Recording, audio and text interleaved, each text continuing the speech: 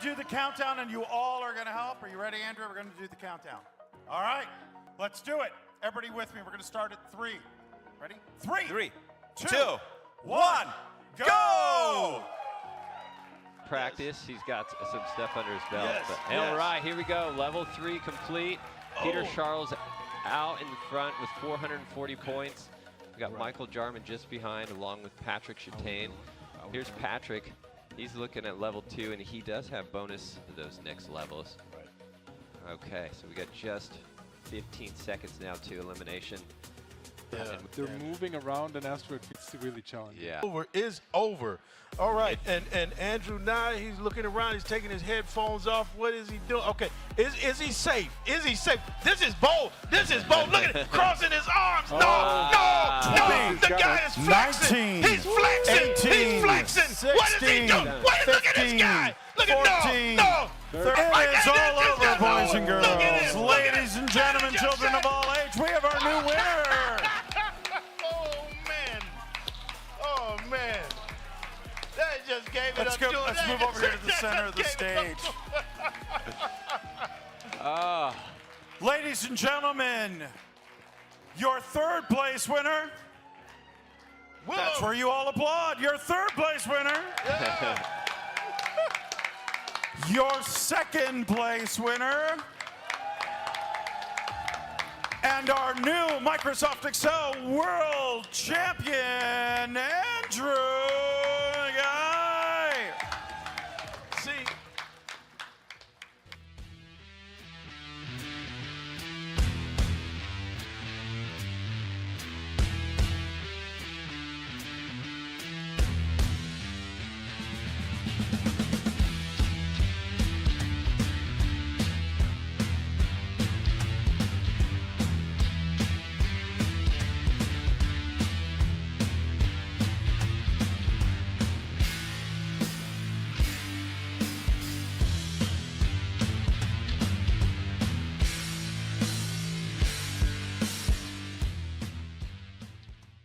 Fastest way to reach kids is to train teachers.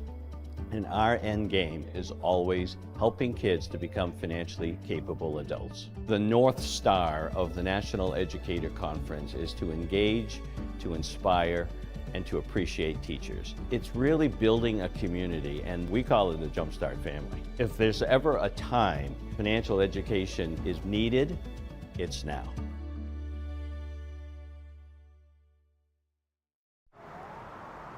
Can we do something to make the city more livable? Well, yeah. How about using data and AI to transform urban life to be smarter and more energy efficient? That's better.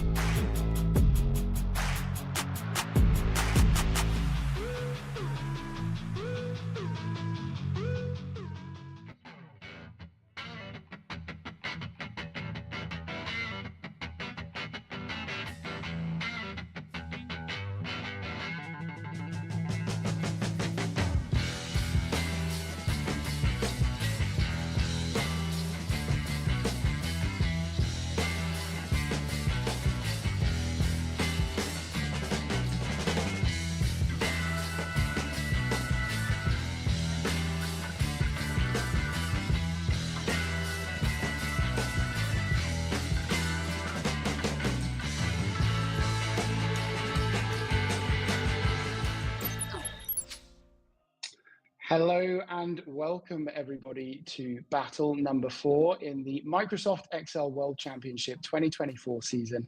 This is just one more step towards those finals in Vegas in December, where in the city that never sleeps, we will eventually crown the champion for this season. Now, if you meant to be here, or if you've watched these battles before, you know exactly what's coming up. But if this is your first time, if the YouTube algorithm has magically brought you here, then you are in for an absolute treat. You get to watch 4 Titans battle it out for a place in the championship final in Vegas in December. My name's Giles Mel. I'm joined here by probably one of the best co-hosts you could ask for in this situation, David Brown. He is a man with many hats. I don't really know how you find the time to eat or sleep, David, but you are a professor at the University of Arizona.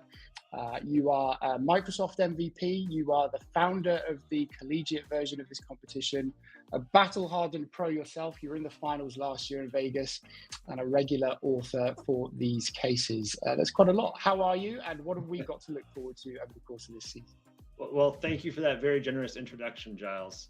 I'm good. I think the way I do it is I just live and breathe Excel, right? When Excel is giving me my power, I can keep going and do more Excel. But yeah, today we have 4 excellent competitors. I'm really looking forward to seeing how they tackle this case. We'll talk more about the case in a few minutes, but really Excel Esports is all about having fun in Excel, problem solving. It's, puzzle solving meets Excel skills, and it's just a good old-fashioned time.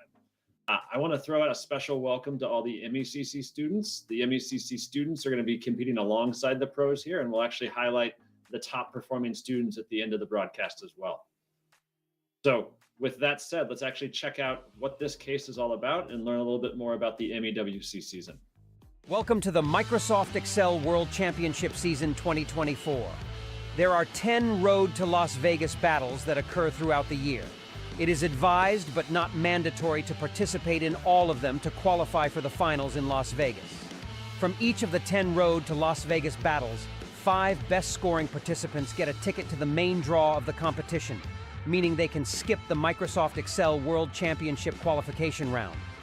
These 50 people will be a part of the Microsoft Excel World Championship main draw, which has 128 spots. The remaining players will be determined through the qualification round on October 12th, Financial Modeling World Cup regular season, as well as the organizers will award 2 wildcards. Then the MEWC online rounds will start on October 26th, with 128 people that will play each other in a playoff format. After the 2 rounds of play, the 128 players will be eliminated down to 32. These 32 players will be directly accepted into the finals in Las Vegas. However, the online rounds will continue on October 31st, when 2 more rounds will be played. These matches will determine the top 8 players who qualify directly into the Day 3 finals in Las Vegas. These players have already guaranteed themselves a part of the prize money pool as long as they come to Vegas. The remaining 24 players will qualify for the Day 2 matches of the in-person competition. So, how will the Las Vegas finals work? On December 2nd, the first day of the finals, a last chance qualification round will be held for anyone who has not qualified yet, but would like to take part in the finals and is in Las Vegas. 36 winners of the last chance qualification round will be playing on the gorgeous HyperX Arena on the next day. They will be joined by the 24 winners of the online rounds and the 4 wild cards chosen by the organizers. From these 64 players, 16 will qualify for the Day 3 finals on December 4th. They will join the 8 winners of the online rounds to form a 24-player pool competing for the champion's title. Plan your Vegas trip now. Book hotels at exclusive rates, secure affordable flights, schedule your visa interview, and get set for an amazing time with fellow Excel enthusiasts. Don't wait for online rounds in October. They might make your qualification path easier, but no matter what, you can still compete in Vegas. Good luck and see you in Las Vegas. All right, so that was a lot to take in there about all the different ways we can get to Vegas this coming December. 2 big takeaways. 1, we're going to determine one of those people here during this broadcast and another 4 from the general population that's competing. And 2, it's an amazing experience. You want to get there. You want to be part of the active cell, the conference, and also part of the finals event in the HyperX Esports Arena. Last year was the inaugural event. It was just incredible. I'm really excited to see the pros there, the students there. It'll just really be a ton of Excel buzz and excitement. Giles, I think you're going to be there too, right? I am going to be there. I'm going to be speaking as part of the active cell. So yeah, really looking forward to being a part of it as well. Yeah, now I want to highlight that we're also going to have 5 students qualifying today to make it for the student MECC finals that are also going to be taking place in Vegas in December. All right, so without further ado, let's actually meet our players for today and see how they're feeling. So first we have Jason Sendler. Jason Lotus123 Sendler, since that is where he got his start, not necessarily in Excel. And he's coming to us from Denver. He's got some, jerseys in the background to kind of show off the local team pride there. Second, we have Jeremy Verdonk from Northern France. Jeremy is the flying Frenchman. Because he spends so much time both in Excel, video gaming, he just flies around the keyboard. So we're going to be looking forward to seeing those skills on display today. In the bottom left there, we have Nick Fox from Philadelphia. Nick is known as the Beatbox Actuary. Clearly, I am not cut out for that, but he is. I think enough said. Google him, see what you can find. And then finally, last but not least, obviously, Jakub Hamilkowski from Krakow, Poland. Jacob was one of the finalists in last year's finals in Las Vegas. So we got a great stacked crowd today. Really looking to see how they do in the competition. Now, just before we actually look at the case ourselves and we send the players off to look at it, I'm just going to do one thing. This is really just for pure viewer entertainment. So for competitors, you don't have to say anything. I just want one visual representation about how you're feeling. How confident are you? Thumbs up, thumbs down, somewhere in the middle. I want to see if there's any mental games going on here. What do we got? Somebody did this. Jason, I can't see yours. What is that? Jeremy. Okay, we'll see whether Jeremy's verdict changes after he's seen the case. All right, so we're going to send you off to look at the case for a few minutes. For the first time in full, the four players will essentially be coming up with their strategy. And in the meantime, we will have a look at an animation that explains the case for today as well. Road to Las Vegas Battle 4. These series of Excel Esports battles are part of qualification to the main draw of the Microsoft Excel World Championship 2024, with the finals taking place in HyperX Arena, Las Vegas in December. We are glad to present you the case for the battle, Ship the World, designed by Benjamin Weber from Austria. FMWC has founded a new shipping company. This company operates a lot of routes on a fictitious map. Your task is to calculate different aspects of freight shipping and logistics business. The fuel cost is always equal to the distance between two cities in cells. There are 4 different ship types. Each has a different capacity: base weight, maximum weight, and speed. The weight of a specific ship is equal to the base weight plus units loaded multiplied by weight of 1 unit. You can't load partial units on the ships. The speed is only relevant on level 5 and bonus 4. It displays how many blocks a ship can travel in 1 hour. Starting with level 5, you are required to calculate the distance to a specific port. Note that all shipping routes start at Port Excel, E13.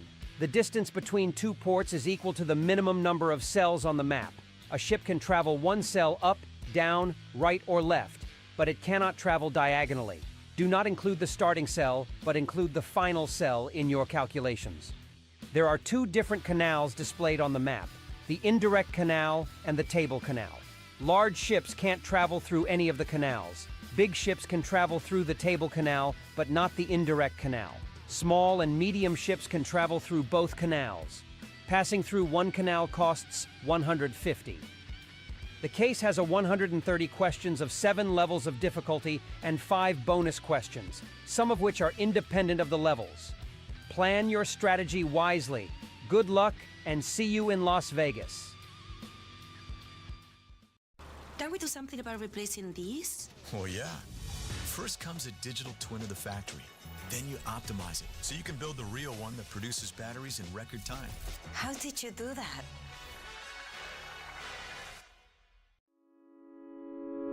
Are you a high achiever with an analytical background? Learn about a career at Equity Methods, the #1 rated equity compensation consulting firm and a top company to work for in Arizona. When you join our team, you'll be equipped with all the training you need to jumpstart your consulting career, contribute to high-value projects with prestigious clients, expand your technical expertise, learn client relations, and more. Go to equitymethods.com/careers to view our current opportunities. Okay, so David, just while the competitors spend a little bit longer looking at the case, you and I have had the chance to have a look at the case ourselves. We've both had a go at it. I think when we talked yesterday, we said, maybe named ranges would be an interesting one in here. Your approach to the mapping side of things, I thought was just spectacular. What do you think is most important as we go into this for the live competitors today? I really think it's how they plan their strategy and how much they're thinking about how you can reuse content from one level to the next.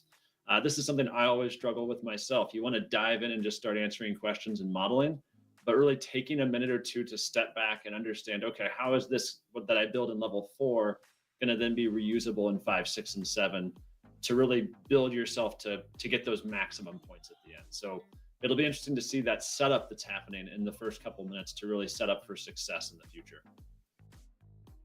Yeah, and I think some of the elements, it's a little bit fiddly, isn't it? Because you want to copy some of the logic from, I don't know what it is, question 4, 5 to 6 and 7 maybe, but the alignment of some of the information is not quite the same through each of the questions.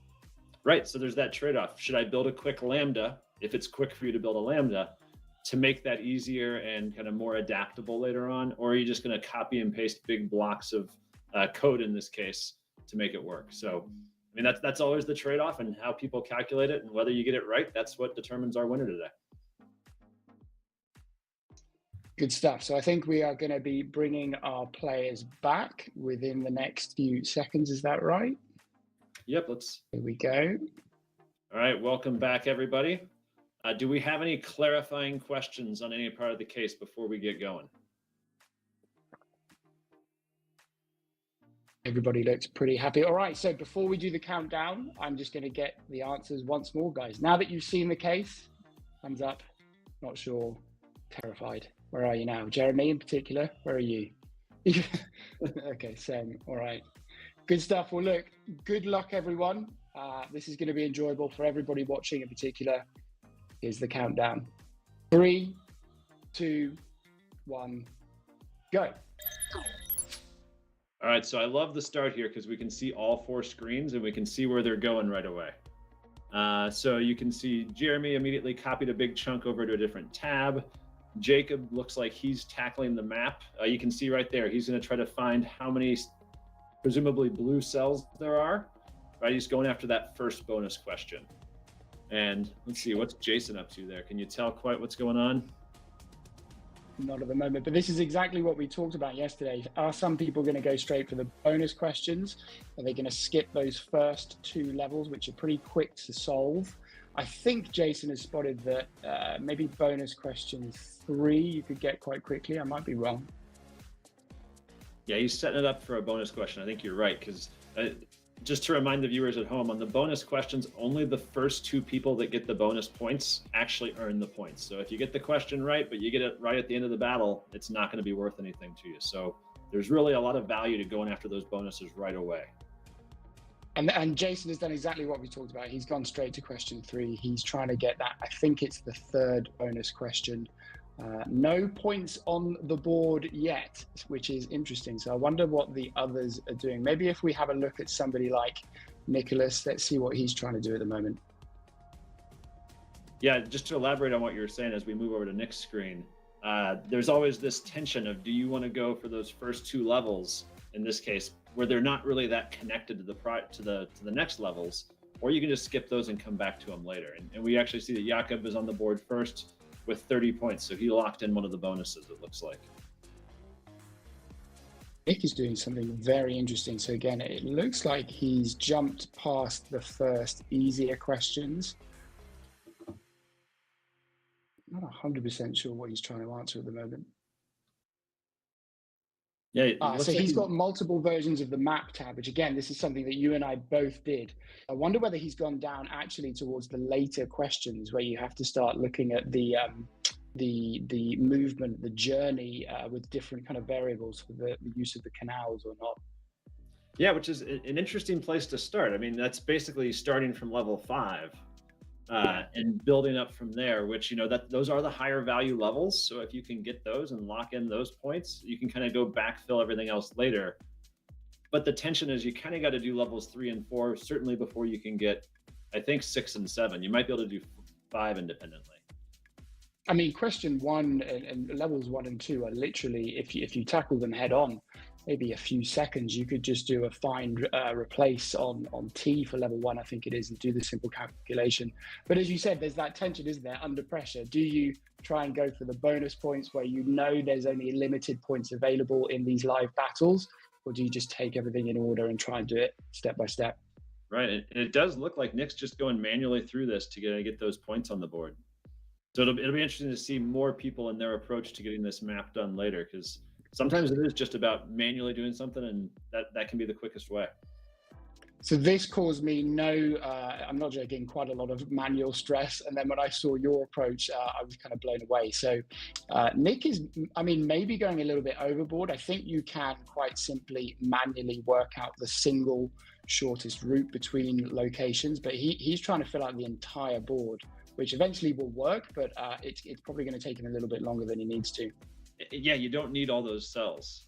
That's where, I mean, there are multiple paths that can work through this, but really knowing that you can only go up, down, side to side, you don't have to map out absolutely everything like he's doing right there. But what you can see, sorry, carry on, he's moved over. Yeah, I was saying we're taking a look at what Jacob is doing, and it looks like he's getting the logic on level 3 at this point. He's skipped over 1 and 2, and he's really trying to figure out essentially how much weight these ships are going to be holding once they get basically loaded up. And if you, just to explain a little bit more on the case, you have the size of the ship we can see there, and also the good that they're carrying. And so what Jacob is accounting for is, the number of goods you can carry is either dependent on how much space you have or how much they weigh, because the boat can't get too heavy and it only has so much space on board. So we see. And in principle, it's not. Go ahead. We just saw the min function that he's using to kind of account for that. Yeah, and in principle, it's not that hard as a question, but there are just some fiddly little steps in there. You have to kind of work out the whole unit, then work out the kind of total capacity or what goes on the ship. So again, under kind of battle conditions, I think it's one of those where you could make an easy mistake, and then actually some of that logic you need for some of the later questions as well. Yeah, and Jacob, it looks like he got the answer, but he just didn't write the right there. There we go. He put in grain for the bonus. It's that you got to have that attention to detail to make sure you get the right thing in there, even when you have the problem kind of correctly solved. So he's got David, the 2 bonuses. We haven't seen any lambdas yet. I'm kind of surprised. We normally see something a bit crazy by this stage. We do. I'm actually going to be a little surprised if we see one come out here, just because a lot of the logic here can be done in one line and then just easily copied down. I think lambdas are really useful when you have big arrays you have to deal with, and you need more of those dynamics or just a lot of space that you condense, where I don't think this case calls for those skills quite as much. Sure. So Jason got 50 points. Let's see what Jason got on his there. Is Jacob's kind of backfilling levels 1 and 2. You see just level 1 was super quick. And then maybe he's going back to bonus 1 too. Here we're on with Jason. So we see Jason got level 1 and he got bonus 2. So bonus 2 is all locked out. No one else can get that one. And looks like he's trying to get level 2 here. The dreaded #NA. See if we can figure out what he's doing. So he's going a little old school here, going with the VLOOKUP. What are your thoughts there, Giles? It shouldn't be too bad. I mean, essentially, you just have to do 2 separate lookups. I'm just trying to figure out what he was struggling with there, where those NAs are coming from. One thing I always tell my students is it always makes me nervous if you don't have that comma false at the end when you're using a VLOOKUP, because you're not always going to get exactly. Oh, there he put it in, but Okay. I guess that was it. A little hard to troubleshoot sometime on those. So somebody, I think it may have been Nick, I'm not sure, looked like they were taking the exact manual approach that I did for the maps, where you end up putting like a 1 or a 0 in every land space. Maybe if we go over to Nick, I think it was Nick that was doing this when we looked. Yeah, he was filling out the stick areas.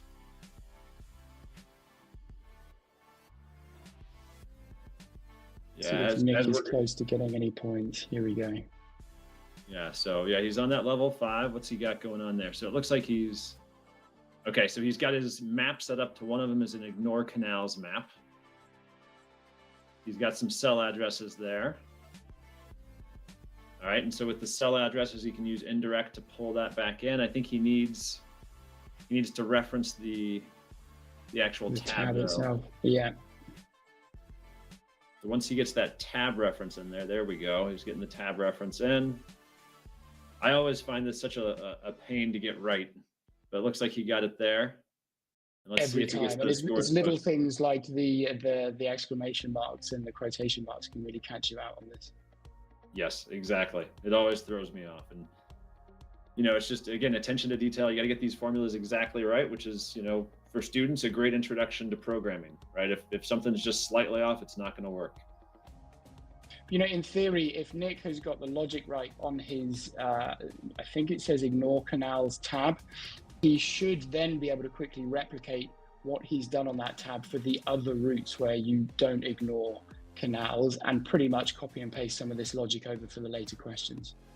Yeah, it's certainly a manual investment in getting that map done, but it'll be interesting to see how he reuses that and moves on.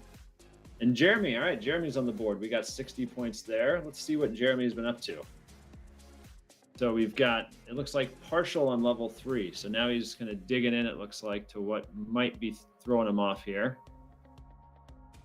Or he might just be moved to level 4 and see if he can get all level 4 right. It's tough to, it's always so tough to troubleshoot what went wrong when you get a partial level, right? But I think that's a tricky one for him in particular, because I'm pretty sure level 3 is one of those where you kind of need that logic if you're going to copy and paste it down for some of the later levels. So if he's got an issue at level 3, that might cause him some problems later on. Yeah, I agree. Funny enough, when I was working through this case, I think I got level 3 fine, and then level 4 I had some off. And I had not copied like one piece of my logic, like a min or something from the previous level. So it's, you know, when you're building these to sequence properly, you have to be really careful to make sure everything translates when you move it from one level to the next, which can be, again, a little tough to keep track of in the heat of the moment. And again, it's why I think we talked about named ranges yesterday, they can be so useful, especially in a case like this where you're referencing that data, all that shit data at the top time after time. I mean, if you fix your kind of column and row references anyway, then it won't move, but it just makes the formula look a lot simpler. And ideally, as you move from sort of level 3 to level 4, and you're copying that logic, you might just have, you know, 1 or 2 other references that you have to move manually. Yeah, exactly. So 10 minutes in, Jakob just took the lead at 410. He was sitting there in the lead already, but he's building on that lead. So I think he's through quite a few of these early levels at this point. Jason and Jeremy are tight behind, and Nick's on the board with 45. But like we said, Nick has done a lot of that pre-work for ladder levels. And let's see. So Jakob, yeah, go ahead. Jakob's on 410, but he hasn't yet answered some of the early questions, I don't think. So he could very quickly put a few more points on the board. It's not much there. I think it's maybe 20 and 30 points for levels 1 and 2. But he's moved on to... Here we can see what you were saying earlier about getting the number of land cells to get that bonus. So we can see he's counting up the number of land cells. And I think he realized with the bonus, which was asking what's the total of the C cells, the port cells, and the canal cells, how many of those are there? Well, the answer is just the total number of cells minus the land cells. So that was a nice kind of approach to him to count one thing instead of having to count 5 different things.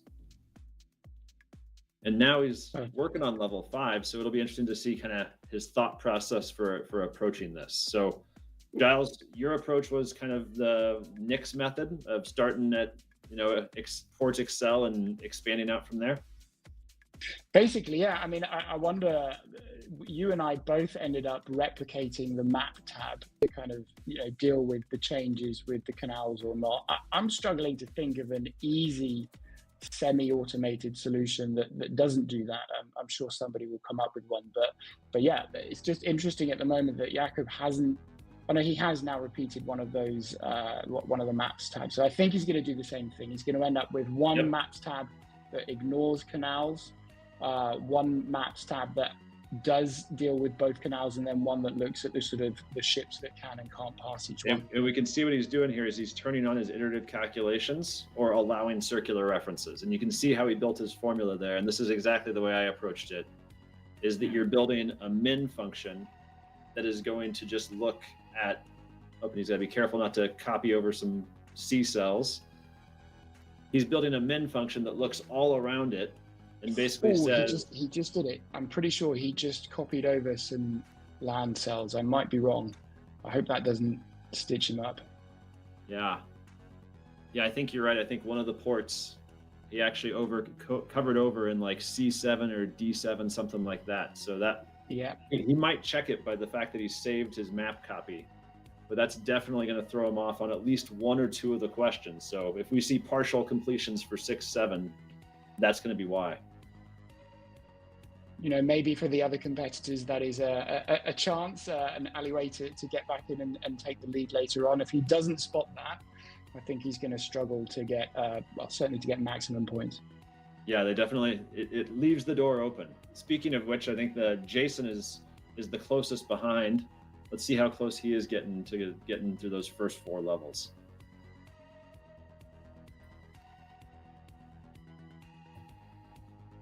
Yeah, Jacob's looking at how to bring this all in once he once the map's working.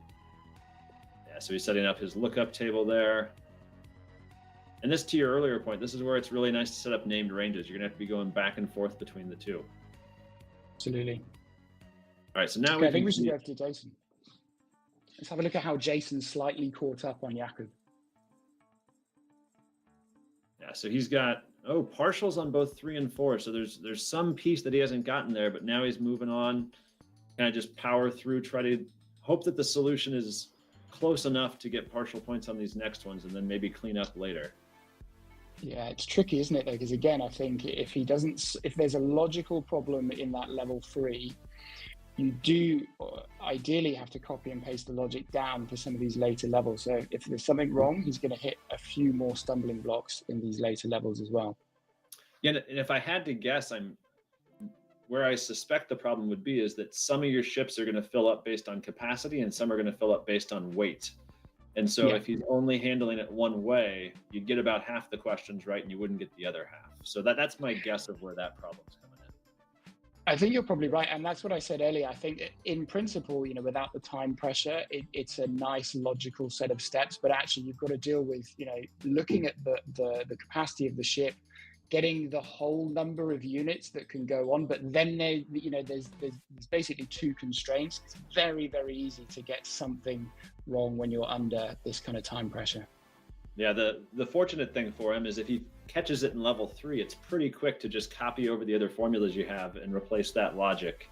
So he could see a big surge in points if he gets a bunch of half levels and then figures out the air. And there's still a lot of time. We're only halfway through the battle at this point. So I'm trying to figure out what he's doing at level 5, because if I remember the question right, isn't this the point at which you start to need to look at distance between the starting position? There we go. Okay, this is what I expected him to start doing, counting the number of cells between different locations. Yep, and he's going the manual route here to do it. I mean, I think we saw when Jacob did it, you know, it's a really elegant solution, and it goes very quickly when you're just able to copy a formula over these big blocks of blue text. So that's definitely going to be the separator so far as what I've seen, as far as Jakub versus the other competitors here. And I think in the moment, you know, if you can't think of an automated solution and you can kind of see a way to get to the answer manually, I think you just go for it. I feel like he's talking to us here. You know, sometimes you just got to let off a little Excel steam, right? How have you felt at times in this position, David? You know, you've been in the finals, 30 minutes left. You kind of confident at this stage, or does it just depend how it's gone so far? You just keep I've had it happen a couple different ways. Sometimes you just get flustered, especially, you know, I think multiple competitors have talked about this in the past. Your Excel locks up for some reason. You have a macro that locks you up. And at that point, it can really fluster you. And this happened to me last year on Lana Banana. And I couldn't kind of get myself out of it. And I realized how to solve the case just moments after it finished. And I was kind of kicking myself on that. And other times I'm a little bit more focused and in the game, and, you know, you ignore it and you move on. So it's, you know, I think that's where practice comes in. I think part of that's also what separates some of these top competitors from others, is that, you know, they do this enough and you build the confidence and the ability to kind of get past those hurdles. Yeah. Jakub is almost at 600 points. I wonder if it's worth us just taking a look. He's slowly increasing that lead minute by minute. Yeah, definitely. Let's get over there, because 590, I'm guessing he cleared level 5. All right, so level 5 is done. So he got those distances. So he got the distances, and then he used the speeds of the ship to figure out travel times. And now you're basically putting together level 4 plus level 5. So you got to figure out the distance based on that kind of direct route, or sorry, the indirect route. So he can't use any canals yet. But what you've just seen him do is exactly what I was talking about earlier. He's copied the logic from the earlier question. He's got named ranges used in his formulas, so that all stays fixed, but you just have to manually change some of these other references. Yes, exactly. So I think this will be a fairly quick level for him. I think the big thing we have to watch out for is what happens. Let's see, it's the port in C7. I'm just trying to check out here in Some City. So Some City is the one that it looks like he copied over. So we're going to see if he can get the level right when he gets to a Some City question. So I'm trying to look through the level real quick to see if we have any of those. It's gonna bite him in level 7 actually when he gets there. So he might get through level 6 cleanly, despite what he did to the map. But to be fair, I mean, if it's only biting him twice, as far as I can see on the screen, at least maybe 2 or 3 times in the whole level, he's not going to lose too many points, and it shouldn't really matter if he maintains this kind of a lead. Yeah, exactly. I think at this point, you know, with 10 minutes to go, there's a very real chance that he can get a perfect score on this one. So it's a little bit him against himself, and the perfect score here, because I'm not sure if Jason or Jeremy or Nick are going to catch him. What do you think? My gut feeling says no. I mean, he's now at the stage again where I think what he's doing is now working out the different routes depending on the size of the ship. So there's a little bit of an extra logic step here. Some of these ships can go through both canals. Some can go through one, and I think one type can't go through any. So he's basically going to end up with 3 reference columns there that he can use in that final level. Yeah, and has he built his other maps yet? I see that he has a copy of the map, but he hasn't I'm not actually. sure he has. Yeah, it looks like he's activated at least one of the canals here, kind of towards the middle of the screen, but he hasn't activated the other canal. So, I think what he's going to do here is just use one map and then copy paste the values, because once he's got the distances. Yes. Yeah, that's it. Okay, so now he's doing. Yeah, that's a great way to do it. I mean, that's probably going to be quicker than actually creating new maps each time. So should we have a look maybe? Why don't we have a look at Jeremy? I don't think we've had a look at him for a while. Let's just see what he's working on. He's been stuck on 210 for a few minutes.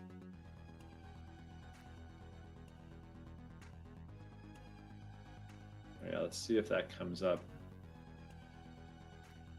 Yeah, I think as we're waiting to move over to Jeremy's screen, I think an important takeaway for this, for other people watching, is Jacob's method here is something that's been applied in a lot of cases in the past. If we look back at like Bear Island last year, and even more cases that we've seen, this idea of using circular references to map out, kind of use an Excel map and figure out distances has been a pretty common theme. So definitely worth having kind of in your repertoire of tools for Excel Esports and practicing on a semi-regular basis. And there we see Jeremy applying it right now. So he's getting the same thing going. He's taken a slightly different approach, I think, in that I think he's got multiple versions of the map set up. Yeah, he did a full screen of distances there. Yeah. He might have some backwards way to kind of put the land back in. It'd be interesting to see what he does. I just wonder whether he's noticed that he's not fully completed or got the answers right for levels 3 and 4 at the moment. So, I mean, you know, he's doing pretty well getting through to the later levels, but again, he might just struggle when he hits that calculation from level 3 if he's got an issue there. Yeah, I think this is a difference between first-time competitors and kind of older veterans in this space, is that you get used to kind of looking at the scoreboard, because Jeremy and the rest of the competitors can see their scores and check on them. So when you put your answers in, you can then verify were those all correct or not, because you should know how many points the level is worth.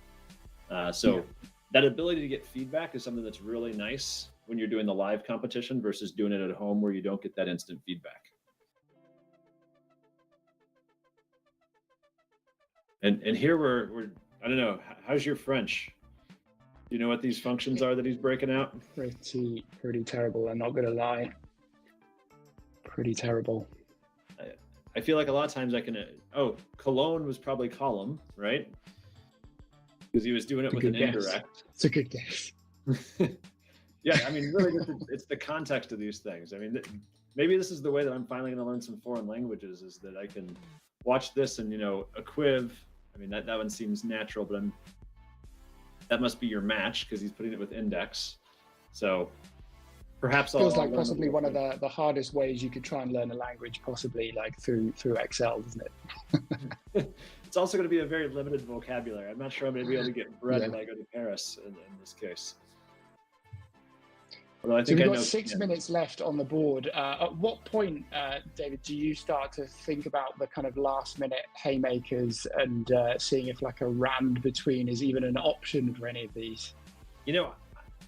Way back when, I actually would take the Excel Online format and just build out the rand between ahead of time, right? Just, almost the first thing of the game, just throw your rand between in there. That way you don't have to think about it later in the game and you've already thrown your Hail Mary, and then try to kind of back yourself up by getting the answers right. So I don't think it's ever too early to throw the Hail Mary in this case. No Hail Mary is going to get you 600 points unless you've got some insider information somehow. So I don't know, maybe Jeremy really wants to beat Jason and there's some feud going on there and he wants to throw it in pretty soon. Yeah, I get the sense Jakob is pretty much safe at this stage. I might come to regret those words, but with 5 minutes left on the clock, somebody's going to have to do some pretty epic modeling to catch up with Jakob, I think. Well, and we have a good battle here for second, right? This is really anybody's game there. So let's check in with, we can see kind of where everybody is at. See what, David, what happened to the, I'm sure in games past, there was like a measure of the speed of people's typing. I know we can see what they're typing. Is that still here somewhere? No, they got rid of the keystrokes per minute in favor of the Karnak, which is the app that tracks the keystrokes.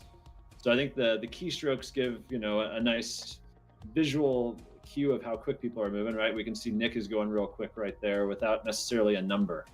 The other interesting thing that kind of played into that, I think, was that some people would hold down shift when they were doing things. And when shift is held down, that just triggers as kind of a click every so many milliseconds. And so you would get crazy high strokes per minute because you're just holding a key down. Oh, so maybe a weakness in the way the measure was being done then. Yeah, so Nicholas is certainly typing pretty speedily. If you look in the bottom left of your screen there. There, Jacob just threw in answers. Let's take a close look at Jacob, because he's got 1031, which I'm guessing means that he didn't get those some city questions correct. Yeah, he's got that partial level there. Yeah, you were the eagle eyes there, noticing that he did that. And I think that's going to be almost impossible to catch. We'll have to quiz him afterwards and see if he can pull it out. But it looks like he's just going to go for the bonuses right now. Yeah, he would do very, very, as you said, I mean, if he's still got the original map there, maybe what he can do with a few seconds left is just try and quickly compare visually the sort of colors between the two maps, but that is really, really hard to spot. Yeah, and for a little bit of inside story for the viewers at home, yesterday Giles and I were going over our answers and we didn't match on one. And it took us about 10 minutes to figure out that Giles had copied over two of the C cells. I basically did exactly what Jakob has done now, which was, and then panicked because I worried that there was a mistake in the answers. But I had copied over 2 land cells with C cells, and then I just could not get that bonus question to align up. There you go. The dangers of doing things manually and even casually when you're just trying to get through to the last answers. Yeah, and Jason just kind of separated a little bit. He's at 321. Now, I do want to point something up on Jakob's screen here. He's going for these bonuses, and these last couple bonuses, you don't even need a rand between on these, right? Because you can see, in the bonus 4, they're asking for a game number, and bonus 5 is asking for a number that has to be between 1 and 20. So given his lead, he could just sit there and just type in the numbers and see if he gets the right answer as he goes through. I don't know if he's going to go through that, but that's one way to kind of get there, and you can guess and check your answers to see whether your points go up or not. Again, something you can do live, but you can't really do when you're doing this at home. Yeah, so the total points available is 1,250, right? So he is, if he can spot that issue, if he can get these final questions answered, he's going to be pretty close to max points. Yeah. Nope, still not quite there on that question. I think he's looking for it visually instead of just looking for the actual value. And I think you do have to do a couple extra calculations to get this one. So maybe he's just trying to do it ad hoc. He's doing some trying to find. He's finding those places that are the furthest distance, because the question's asking for the longest travel time to get to any of these ports. And so I don't think he's factoring in the time right now, which is something you had to do in level 5.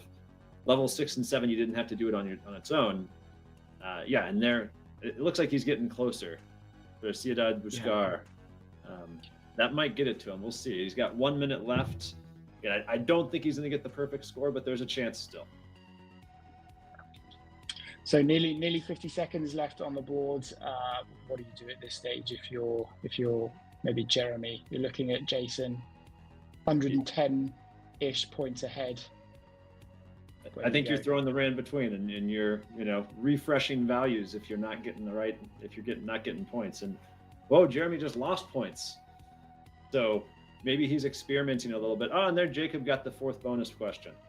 So he sussed that one out. He's a little bit off on bonus 1. Maybe he'll go try to figure that out with 20 seconds left, but he's 59 points away from that perfect score. And we are almost. We got 10 seconds. 10 Do a seconds 5-second left. countdown. I don't think we're going to have a buzzer beater here, but Jeremy just jumped back up, so he kept himself out of the bottom. That is it. That is it. Okay, well, look, Jakub there has done pretty well. He got almost every question perfectly scored. 4 out of the 5 bonuses. Jason then in second place, still doing reasonably well, getting bonus 2. Look, everybody got points on the board. Jakub took a commanding early lead. That's good going, guys. Well done. Yeah, let's bring them in to get their thoughts on it. Welcome back, guys. Good job. Congratulations, Jakub. You are the champion today. How are you feeling? Good. Like the case was really, really nice to solve. So kudos to the author. And it's always a bit of stress during the live stream, but went quite well. Do you have any idea where you went off on level 7? No idea, to be honest. Giles, you want to fill him in? Yeah, I can fill you in, but only because I literally made the same mistake yesterday. So you unfortunately manually copied over, I think, a land cell or 2 with a C cell when you were doing your 1s and 0s to count the types of cells. But other than that, I think you were pretty close to getting a perfect score. Just for everybody, while we're here, I know I've asked you this twice now, again, for the viewers' benefit. How are you feeling now? Thumbs up. Not too bad. Horrific. Where are you? Jeremy, you've been consistent. All right, so Jason, I hate the map questions. I always struggle. I got to do more practice. That is it, right? We see enough of these map questions coming up. It's not every month, but every 3rd month it seems like there's something on the map questions. Maybe it's just in the case writer's mind right now, and we'll see what continues to happen. Nick, what were your thoughts on the case?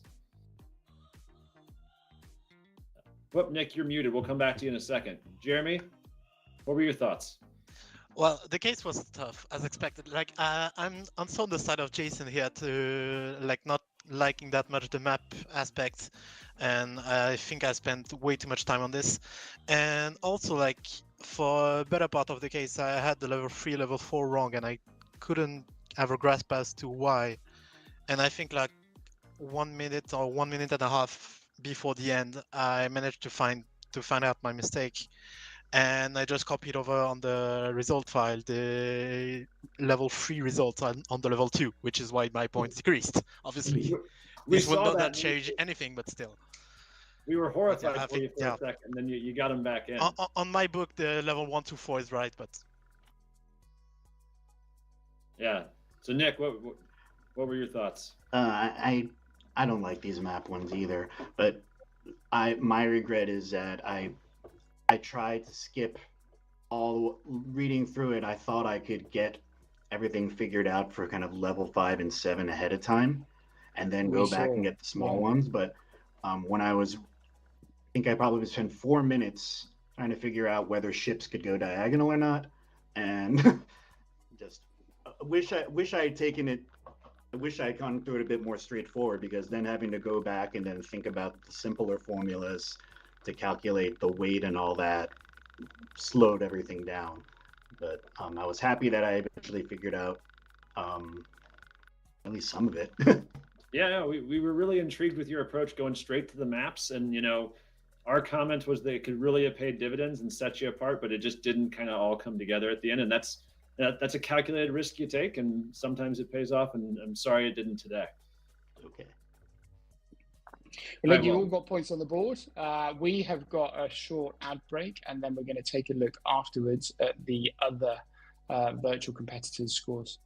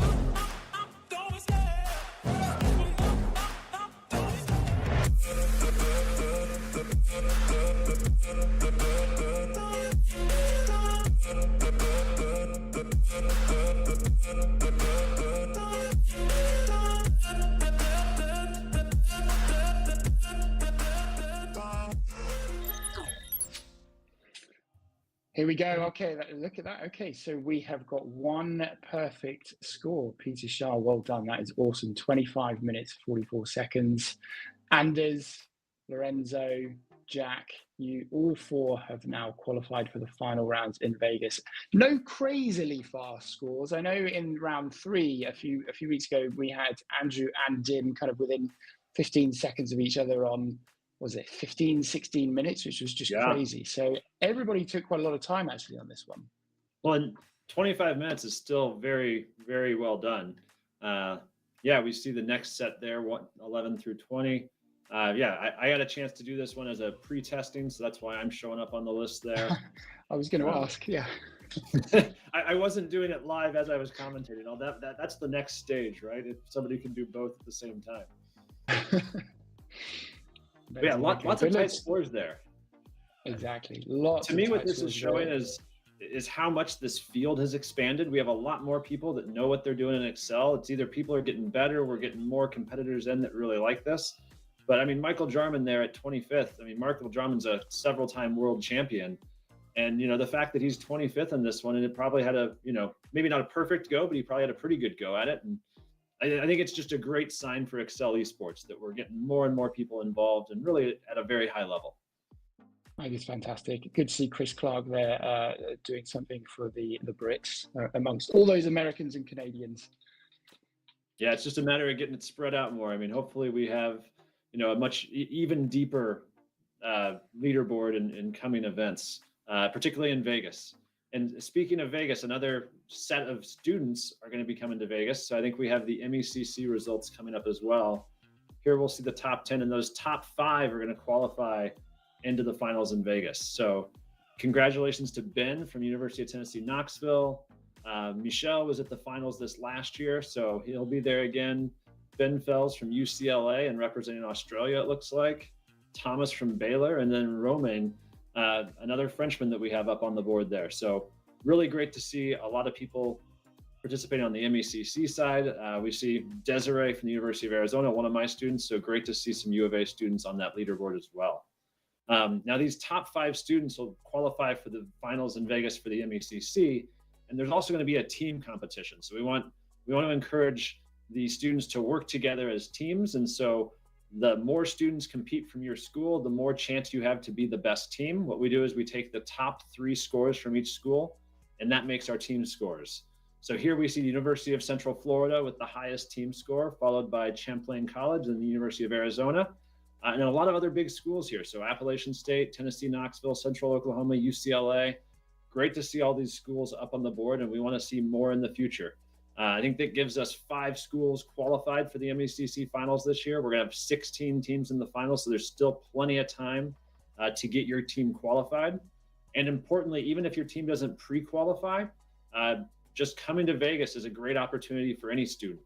That's because we have the Active Excel Conference. You're going to learn a ton about Excel, and you have a chance to last chance qualify into the finals as well, both as an individual and as a team if you're a student. So, Giles, what was your big highlight from the day here? For me, I think just seeing the variety of approaches. We both said when one of our competitors jumped straight to level 5, that was a really interesting and unexpected kind of first move. I loved the fact that, in all honesty, there wasn't heavy use of things like Lambda. It was just kind of nice, logical steps back to a bit of traditional modeling, some might say. Yeah, a little back to basics. I mean, arguably the maps aren't exactly basic modeling skills, but the rest of it was kind of very applicable to your job, right? I mean, one thing I think is great about Excel Esports is it's fun to do, but it also provides kind of a gateway into learning more about it and getting more efficient in the work you do on a day-to-day basis. And I think this is a good case that kind of exemplifies that. Apart from the map, all the other components were really things that make you better at your job every day. Can I throw one more in? Actually, the fact that somebody else made the same mistake that I did. I know that's horrible for the competitor, but feel a little bit good about that. I loved watching that. That was actually my highlight too, because there's drama there. You get to see that, oh my gosh, they copied over this. This is going to be hard to catch. Can they do it?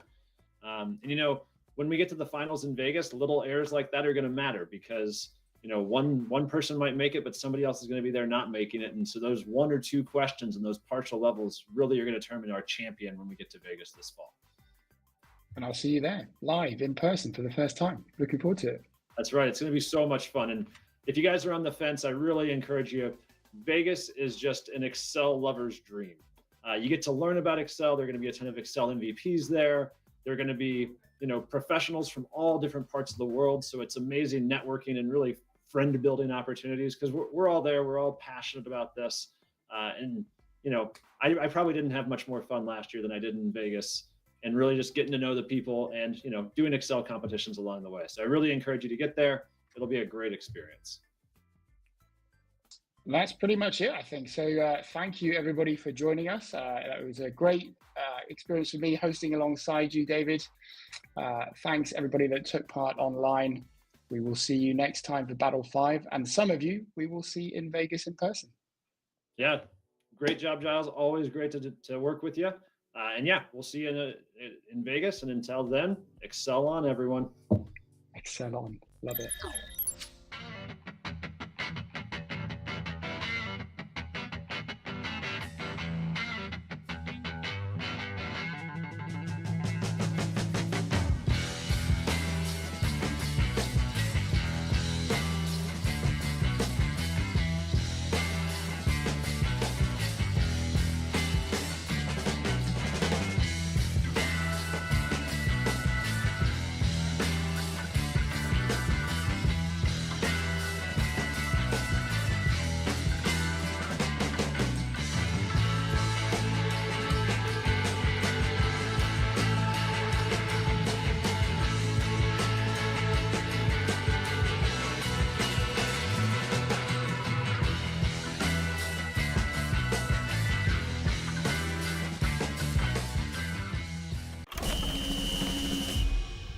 At the University of Arizona, we believe everyone is born with wonder.